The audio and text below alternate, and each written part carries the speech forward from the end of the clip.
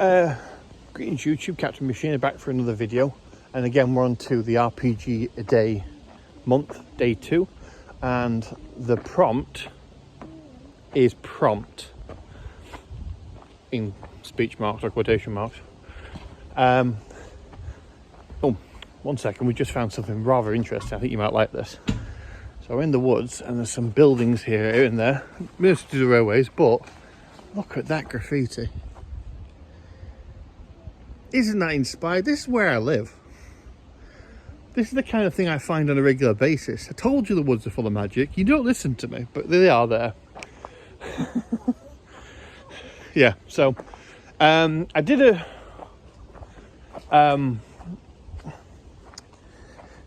like a Google search of the word prompt in relation to RPGs before making this video.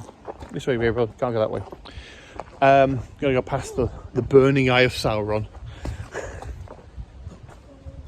There it is. And the number one thing that Google wants to talk about is AI prompts. And to be honest with you, we may talk about that at some point. I'm not going to talk about it today. So we're not talking about AI prompts. I think what we're talking about is prompts for. I'm going to talk about prompts in the guise of simple, one word, one sentence instructions to give to a player, and what context do they work.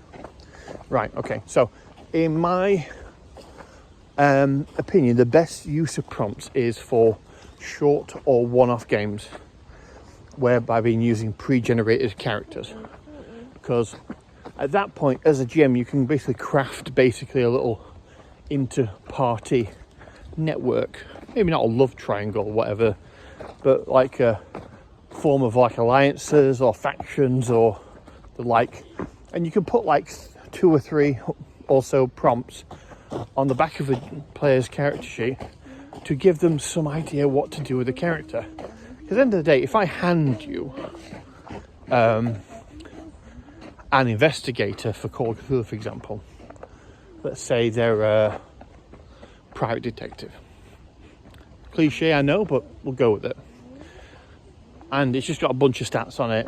And Call of Cthulhu characters tend to be fairly number crunchy in terms of like, there's like, you get handed the character sheet and there's like 50 numbers on it. And you're supposed to derive from that a character. Some people can't or won't do that. Or, worse still, they'll get the completely wrong end of the stick and they'll go like rogue. And basically whatever plot or story that the GM has got planned goes off the rails really, really quick. So why not, when you're handing somebody a sheet, put some prompts in the back? Let's go back to our example of the private detective in Call of Cthulhu. Maybe they've got a drinking problem. Yes, I know it's a cliche, but having someone walk around a little hip flask, which keeps dipping into, it's a bit of a character prompt. Maybe they're afraid of cats. Little quirks, you know. Or maybe it's something a little bit more complicated. Maybe it's something like character has got money saved in the bank and plans to retire to Alaska next year. So you can get the idea that he's spent years preparing for this life-changing event. He doesn't want to jeopardize that or anything. So when he's prompted to like start dipping into his money for resources or make a like life or death risk, maybe he doesn't want to do it. Maybe that derives a decision. Maybe the prompt is something like, I don't know, loving father or something. But either way, all these prompts give a very loose framework of what to expect from a character. You could, if you wanted to, use them on pre-existing characters for long-term campaigns. Say, for example, you're in Savage Worlds and you have a character that's got a connection or a quirk or is bound to an order.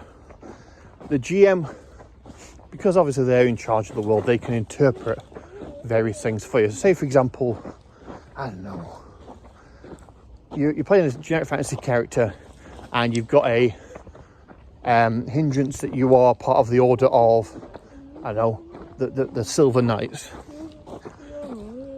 And you've got a rough idea what they are because you've read the data packet that the character's got given or whatever.